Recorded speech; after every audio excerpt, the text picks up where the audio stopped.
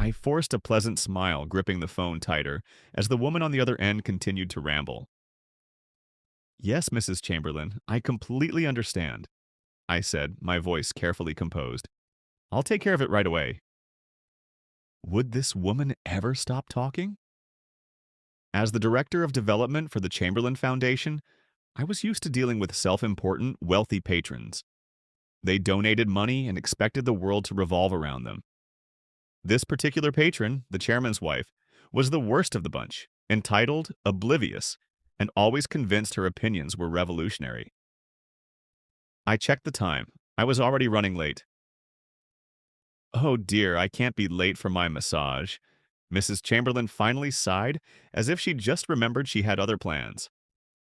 Of course, my apologies for keeping you, I replied smoothly, masking my relief. The moment the call ended, I exhaled sharply and typed out a message.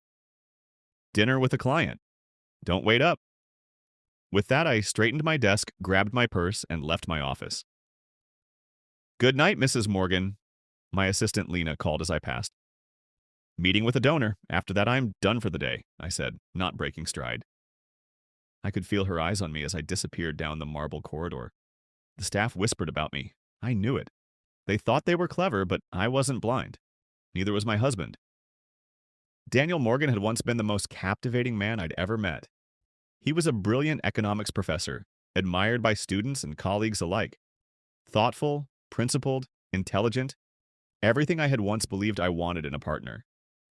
But years of marriage had drained the excitement. While Daniel found satisfaction in academia, I found myself suffocating. I craved more. More wealth, more ambition, more than just a predictable life in a quaint college town.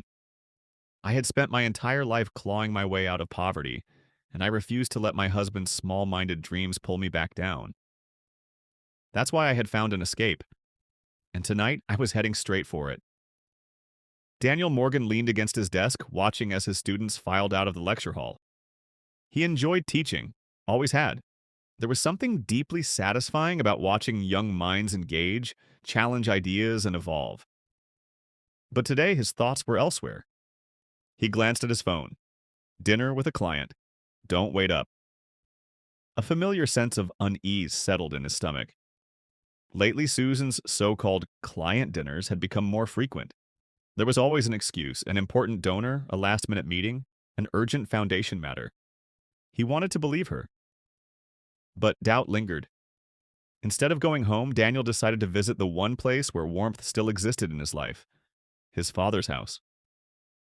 Ezra Morgan had been battling Parkinson's for years, stubbornly refusing to leave the home he had built with his late wife. Daniel had tried hiring caregivers, but none had lasted, until Paloma arrived. She was the only one his father hadn't driven away. Strong-willed and sharp-tongued, she gave as much as she took, earning Ezra's reluctant respect. But what surprised Daniel even more was how easily Paloma had become part of their lives. The moment Daniel stepped onto the front porch, the door swung open and a small figure came barreling toward him. "Senor Daniel, come play soccer with me." Daniel grinned as Marco, Paloma's 6-year-old son, nearly tackled him in excitement. "Marco!" Paloma scolded, appearing in the doorway with her arms crossed. "Let him breathe." Daniel chuckled, ruffling the boy's hair. "It's fine. Let's see what you've got, kid." Laughter filled the evening air as they kicked the ball around. Ezra, despite his frail state, sat on the porch watching, shouting words of encouragement as if it were the World Cup. It was in these moments that Daniel felt something he hadn't felt in years. A sense of home. When they finally went inside, Paloma served a dinner that was nothing short of incredible. The warm, rich aroma of spices filled the house as they sat together, sharing stories and laughing over old memories. Daniel had grown accustomed to the cold silence of his own home, but here there was life. There was warmth. He hadn't thought about Susan once. A secret that changes everything. Susan stepped out of the motel room, a satisfied smirk playing on her lips. Grant Nicholson never disappointed. His touch, his passion, his devotion, it was everything Daniel lacked. Unlike her husband, Grant thrived among the wealthy elite. He had the power, the connections, the drive, and soon he would have her entirely. Once Ezra passed away and Daniel inherited his estate, she would finally have the money to walk away. Her share of the profits from the Warhol painting alone would be enough to secure the future she deserved. Daniel could keep his small, simple life. She had no intention of looking back. Daniel was grading papers in his office when Paloma appeared in the doorway. Something was wrong. "Is my father okay?" he asked, immediately on edge. Paloma hesitated. "He's fine. Marco, too." Daniel relaxed slightly but studied her closely. "Then what's wrong?" She stepped inside and closed the door. "My sister works at the Chamberlain Foundation," she said carefully. Daniel frowned. "Okay?" Paloma took a slow breath. "Daniel, yeah, I'm so sorry, but your wife is having an affair." Her words struck like a thunderclap. For a moment, he could only stare. "No." His voice was quiet but firm. "That's not possible." Paloma looked at him with quiet sympathy. "I wish I was wrong, but there's proof." Daniel felt his heartbeat hammering in his chest. His hands curled into fists, his mind racing through every late night, every excuse, every time he had ignored his gut feeling. "How do you know?" he demanded. Paloma hesitated before answering. "Because they don't even try to hide it." The dimly lit storage room smelled of old linen and faint traces of bleach. Daniel's heart pounded as he stared at the small recording device in Lord's hands. "This was hidden in the vent?" he asked, his voice barely above a whisper. Lords nodded, speaking quickly in Spanish. Paloma translated, her tone careful. "She cleans the rooms after guests check out. She found it months ago, probably left behind by someone trying to spy on a different guest. But when she turned it on out of curiosity, she recognized your wife's voice." Daniel's stomach twisted. The thought of Susan being here in this very motel with Grant Nicholson made his skin crawl. "Have you listened to it?" he asked. Paloma hesitated before nodding. "Yes, I wanted to be sure before I told you." Daniel clenched his jaw. He had spent years trusting Susan, believing in their marriage. And now, standing in a storage room in a rundown motel, he was about to hear undeniable proof of her betrayal. Lords handed him the device, her expression sympathetic. He pressed play. At first, the sound was muffled, shuffling, distant voices. Then a familiar voice rang out. "Grant, you're impossible." Susan's voice, light and teasing. A deep chuckle followed. "You love it." Daniel's grip tightened on the recorder. Susan sighed. "You know this can't last forever. I need to get out of that house." "You will," Grant assured her. "Once Ezra passes, Daniel inherits everything. That's our moment." Daniel's breath caught. He felt like the floor had been ripped from beneath him. There was a pause before Susan spoke again. "I can't keep pretending much longer. He's too content. I don't think he even sees it coming." Daniel shut the recording off. He couldn't listen anymore, his entire body tensed, his mind racing through every moment, every excuse Susan had given him. Paloma reached out gently. "I'm sorry, Daniel." He shook his head, trying to steady his breathing. He had suspected something was wrong for a while, but hearing Susan's words, her plan, was something else entirely. "She's not just cheating," he said, his voice strained. "She's waiting for my father to die so she can take everything." The weight of betrayal settled on him like a crushing force. "What are you going to do?" Paloma asked. Daniel exhaled slowly, forcing himself to think clearly. He couldn't react impulsively. He needed a plan. "First, I need more proof," he said, his voice firm. "Something I can use against her." Paloma nodded. "I can help with that." Daniel turned to Lords. "Thank you for this. I need to borrow the recording." Lords nodded quickly, her expression filled with concern. As they left the motel, Daniel's mind was already working. Susan thought she had him fooled. She thought she could play the long game, waiting for Ezra to pass, taking his inheritance and leaving him behind. She was wrong. This wasn't over. L. The ride back to his father's estate was silent, except for the occasional hum of passing cars. Daniel gripped the steering wheel tightly, his mind racing. The recording was damning, but he needed more. If Susan and Grant had been planning this for a while, there had to be other clues. Bank transactions, emails, or maybe even conversations they thought were private. Paloma sat beside him, her expression serious. You can't confront them yet. If they suspect anything, they'll cover their tracks. I know, Daniel muttered. I need to be smart about this. As they pulled into the driveway, the estate loomed before them, a symbol of everything Susan was trying to take from him. He stepped out of the car, inhaling deeply before heading inside. That night, Daniel waited until Susan had fallen asleep before quietly stepping into his office. His hands trembled slightly as he powered on his laptop and accessed their shared financial accounts. His heart pounded as he scrolled through recent transactions. Then he found it. Large withdrawals over the past few months, transferred to an account he didn't recognize. He quickly noted the details, then searched through their home security footage. He had installed hidden cameras months ago, suspecting something was off. As he clicked through the archived videos, his breath caught. There, in his own home, Susan and Grant stood in the kitchen, too close. The footage had no audio, but their body language was undeniable. And then, the final piece, Susan slipping a small envelope into Grant's pocket. A check, perhaps? Instructions? Daniel clenched his jaw. This was enough. The next morning, Daniel played it cool. He sat across from Susan at breakfast, stirring his coffee as if everything were normal. She smiled at him, oblivious. You're quiet this morning? He forced a chuckle. Just thinking about work. She nodded, sipping her tea. You should take a break sometime. Maybe we could go away for the weekend? Daniel studied her carefully. That sounds nice. Inside, he burned with anger, but he wasn't going to let her see it. Not yet. Later that day, he called Grant. We need to talk. Meet me at the club. An hour later, they sat across from each other in a quiet lounge.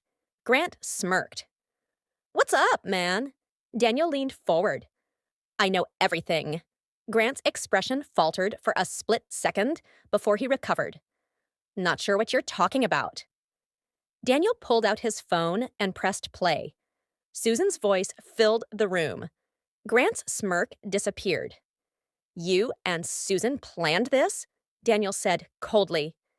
You were waiting for my father to die so you could take my inheritance, and she was going to leave me. Grant swallowed hard. Listen, man. Daniel cut him off. I have security footage, bank statements, more than enough to expose both of you. Grant sat back, his jaw tightening. What do you want? Daniel exhaled slowly. You're going to disappear. End whatever this is with Susan. And if I ever see you near my family again, I won't just expose you. I'll ruin you. Grant stared at him, then nodded. Fine. Daniel didn't believe him, but it didn't matter. He had bigger plans for Susan. That evening, Daniel returned home, his heart pounding. Susan sat in the living room, scrolling through her phone. He sat across from her, placing the recording device on the table. Play it, she frowned. What is this? Play it, he repeated. She hesitated, then pressed the button. Her own voice filled the air. Susan went pale. Daniel leaned back. How long? Her lips parted, but no words came out. How long have you been planning to betray me? He pressed. Tears welled in her eyes. Daniel, Save it. He stood. You're leaving this house tonight. I'll have the divorce papers ready in the morning. Susan broke down in sobs, but Daniel didn't stay to listen. As he walked away, he felt lighter. The betrayal had cut deep, but he wasn't the victim anymore. He had taken control, and Susan would regret ever underestimating him. Susan sat frozen on the couch, her tear-streaked face filled with disbelief. She had underestimated Daniel, believing he would never uncover her betrayal, but now the truth was out. Daniel turned away from her, his heart heavy but resolute. You have 1 hour to pack your things and leave, she sniffled. Daniel, please. No. His voice was firm. I've already given you too much time. I'll have the divorce papers ready in the morning. Susan opened her mouth to argue, but she saw the finality in his eyes. She had lost. As Susan gathered her belongings, Paloma arrived. She glanced at Daniel, then at the suitcase by the door. It's done? He nodded. She's leaving.